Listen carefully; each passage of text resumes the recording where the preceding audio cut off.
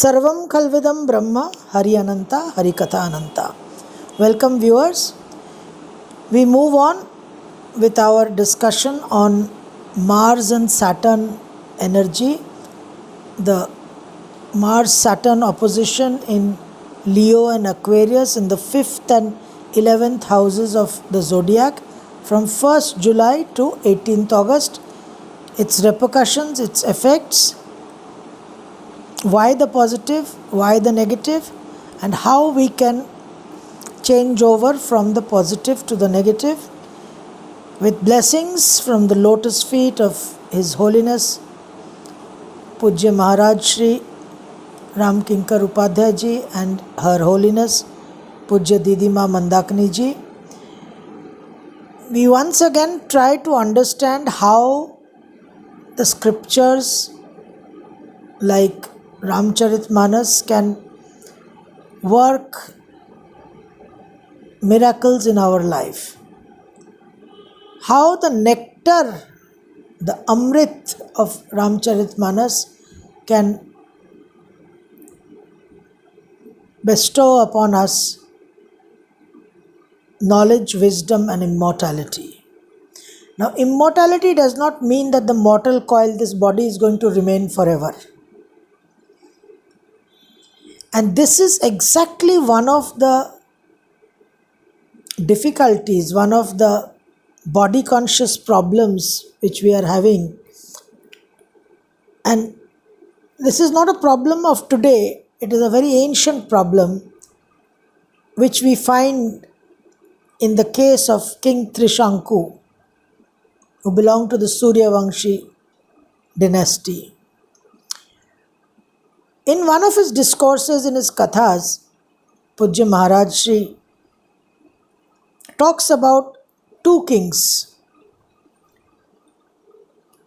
both of the Suryavamshi dynasty, one Trishanku and one Raja Bhagirath. He brings to our notice the difference in the intention and objectives of the actions of these two kings. Their actions, their objectives were the same, but their intentions were different. Maharaj Shri talks about karma. We are all here to do our karma. In fact, this is a karma joni. All other yonis, all other species are actually bhog yonis. It is only the human form which is a karma yoni. So the karma yoni in which we can do the karma, this karma is driven by what? What is the fuel? Now, because we are talking of Mars and Saturn, we must remember that for all action, for all work, the Martian energy is very, very important. And Mars is the tapasya. Mars is the tapagni, the starting, the fundamental prerana, motivation. Mesh, the Aries, the house, the first house. So, to do any work, as we know very well, I have mentioned several times, that the martial energy is fundamental to any action, without which action is impossible. So, what is the action that we are doing, the desire is, what is the orientation of the desire? Maharaj Ji talks about two orientations. One is the orientation of yagna, sacrifice, tyag, about which there is a long discourse by Bhagavan Sri Krishna in the Bhagavad Gita, Karma Yoga. And the other karma is the karma of greed, of arrogance, of lobh, of lalasa, of envy, of ambition, of anger. So what is fueling my karma? What is the orientation? That is very, very important. Why am I doing what I am doing? Why am I setting my life goals? So he talks about these two kings, one Trishanku and one Bhagirath. Both wanted to connect with Swarga, the heavens, the heavenly realms. Both wanted to connect, but both had different agendas. Now, this agenda is a very, very important aspect of our lives. Trishanku, he was the father of the famous king Harishchandra. He was a very impious, lustful prince, and he was banished by his father because purportedly he stole a Brahmin bride from the wedding ceremony. Besides that, there were two other grave sins which he committed, and so he was named Trishanku, the one who has committed three grave sins. Now, sage Vasisht was their royal preceptor, their Kul Guru, but he went against sage Vasisht and he teamed up with who else but sage Vishwamitra, because he wanted to go to heaven in his mortal body. It's the same thing even today with all of us. It is this Deha Abhiman, which is the ego. It is from this identification with the body that the whole chain of whole ruckus is created. And it's very difficult to overcome this because it's a great play of nature of Prakriti. So Trishanku wanted to go to heaven in his body. He approached sage Vasisht, who obviously threw him out, saying no nonsense. And he immediately went to sage Vishwamitra, who was his deadly enemy, and sage Vishwamitra took on the task, performed a yagna, a fire sacrifice himself, and sent him to heaven. When he reached heaven, Indra, who is the king of the heavens, straight away put up a no entry board, threw him out, and he was flung downwards, and he was hanging with his head down and feet up. And during this time, he was salivating, and the saliva which dropped from his mouth created a river which is very famous. It is called the river Karmanasa. It flows in Uttar Pradesh and Bihar. It is a tributary of the river Ganges.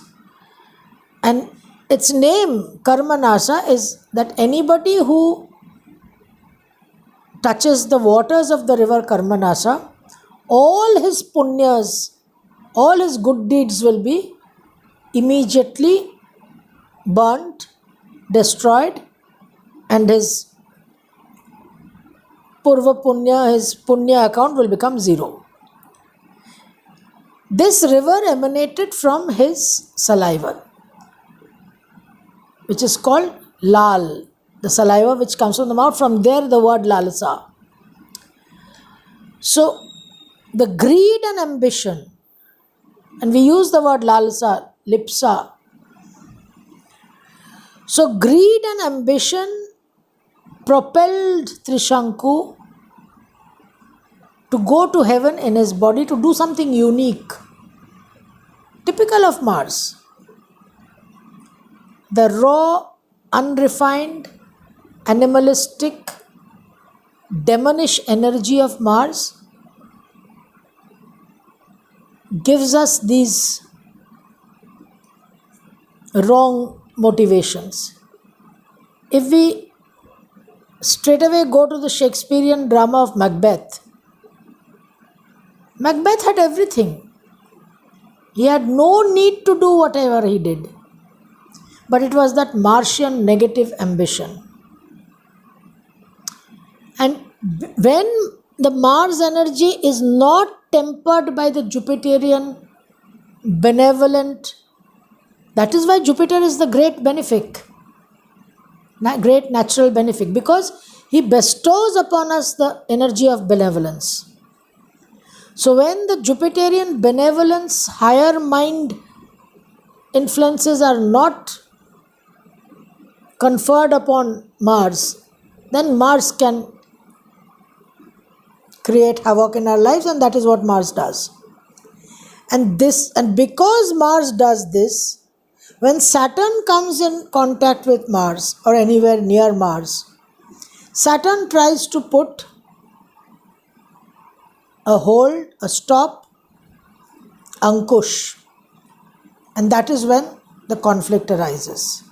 Because Mars is not willing to understand, not willing to relent. When sage Vashisht told Trishanku that you can't do this, it's not possible, he did not accept it. He went, he took the wrong route. He then straight went to his enemy, to his competitor, because he knew that if he went to sage Vishwamitra with a request which has been denied by sage Vashisht, immediately sage Vishwamitra's ego will be boosted and he will take on the issue. So the intention with which Trishanku wanted to go to heaven was completely negative, completely wrong, fueled by totally devilish, demonish, asura intentions, and that is his consequence that he faced. In contrast to King Trishanku, Maharajji talks about Raja Bhagirath, King Bhagirath, also Suryavamshi of the Ikshvaku dynasty, 220 to 300 AD, as far as history dates his kingdom, his time. Now, King Bhagirath, he also wanted to connect with heavens, with the heavenly realms, because his great grandfather, King Sagar, had conducted the famous Ashwamedha Yagya, where you send out a horse, and that horse was stolen by Raja Indra of the heavens and sent to the underworld, the subterranean realms, Patal, where sage Kapil Muni was doing his tapasya, his penance, and because the horse was stolen, the 60,000 sons of King Sagar went about trying to find the sacrificial horse, and they found the horse, they discovered the horse in Kapil Muni's ashram, and naturally 60,000 sons having discovered the horse, there was lot of noise and cacophony and commotion which disturbed Kapil Muni's tapasya, his penance, and he was awakened from his tapasya, his sadhana was broken, and he was extremely angry, infuriated. His eyes sent out a fire of destruction, Jwalamukhi as we say, and the 60,000 sons of King Sagar were burnt to death. So their penance, their austerities became the responsibility of the descendants of that dynasty, but nobody conducted the austerities, the Shraddh ceremony as we say, the funeral rites. But King Bhagirath took on the responsibility. He prayed to Lord Shiva, to the river Ganges. It is known as the Bhagirath Prayatnam.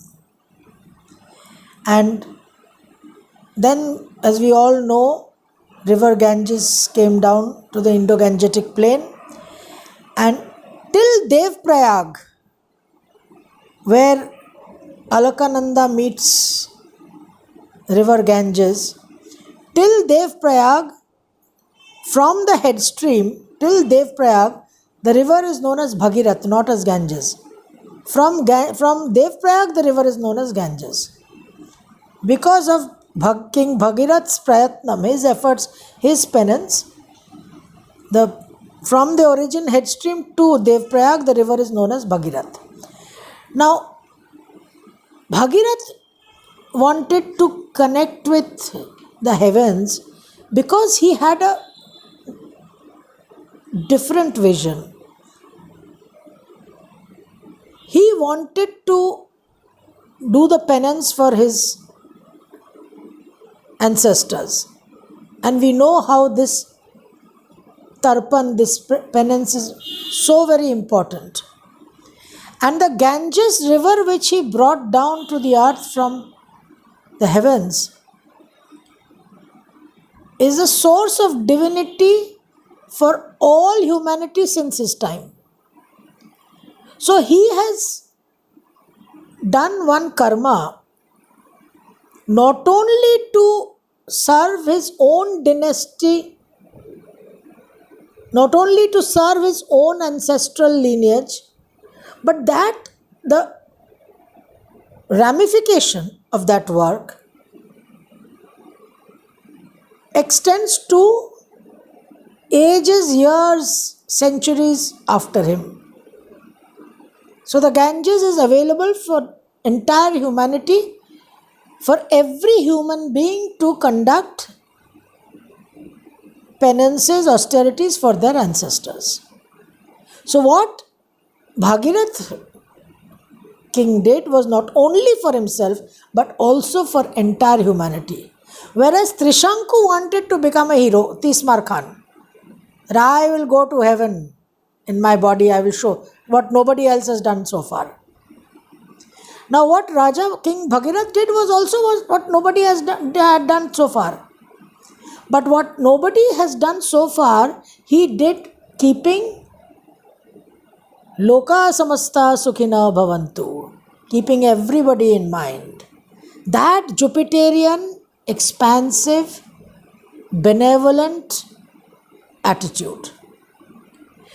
So, Pujya Maharaj Shri talks of these two very important royal characters in our history and makes us understand how a typically greed, ambition driven work, karma, can end up in all the troubles and difficulties as in the case of Trishanku, and how something done for entire mankind can actually give lasting immortal name and fame to somebody, as in the case of Raja Bhagirath. So Mars, when working in the Trishanku form for us, which is most common, actually makes us hang head upside down, and we create our own river Karmanasa, in which we are bathing every day, and all our purva punyas are going for a toss. But if we can behave and act like Raja Bhagirath and perform our karmas not only with our own agendas in mind, but parahit, as we had discussed last time, with the welfare and well-being of all others, Atmano Mokshartham is very, very important. We have to work for our own mukti, for our own salvation, for our own correction. but Jagat Hitaya Cha completes the circle. Like we mentioned in our earlier video, that Aham Brahmasmi itself is not going to work. In fact, it's going to create more trouble than good. Similarly, Atmano Mokshartham is not the end of the story. Jagat Hitayacha must also happen. And when Mars has that Jagat Hitayacha energy working, activated by the Jupiterian influence, which at the moment to some extent is available because Jupiter is aspecting Mars, but there is that Rahu aspect also which can, send the Jupiter energy flying out of the course. So we have to be careful. So during this time, whatever we are going to experience from 1st July to 18th August, we must realize that whatever good deeds we have done, whatever King Bhagirath type Jagat Hitayacha Sarvam Khalvidam Brahma, keeping those concepts in mind, whatever good deeds we have done will result in good influences, good effects in this Mars-Saturn connection period. And all the Trishanku activity that we have done will end up making us hang head down, feet up.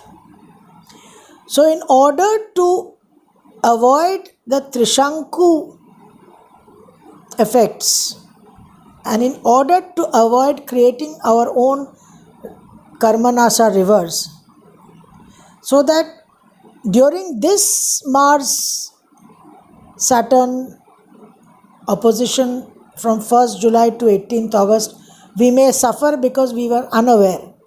But now that we know how things happen, upcoming end of the year when Mars will be in Scorpio and Saturn will be in Aquarius, and there will be mutual aspect again, and it will be a 4th, 10th mutual aspect of a square aspect, which is also extremely tension-filled, stressful aspect.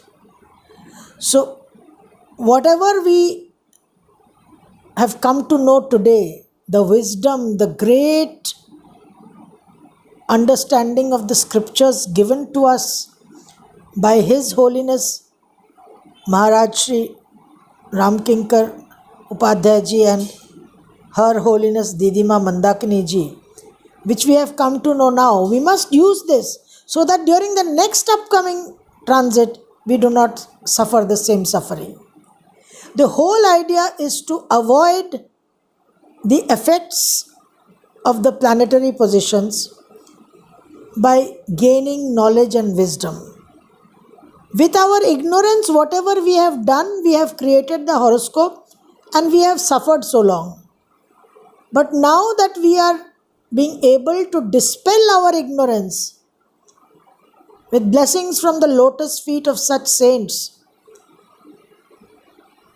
again going through the same rigmarole of suffering is going to be the biggest tragedy that I can think of, and I am sure that we will not like to repeat those tragedies in our life and continue with the chakki pissing that we are doing. And we will use this wisdom so that for the next upcoming, at the end of the year when the Mars-Saturn 4th, 10th aspect occurs, by then we are a lot more conscious, aware and prepared to deal with that energy. And by then we have thought of and probably done a lot of Bhagirath type karmas and refused the temptations of the Trishanku type karmas, which are constantly bombarding our mind and antakaran.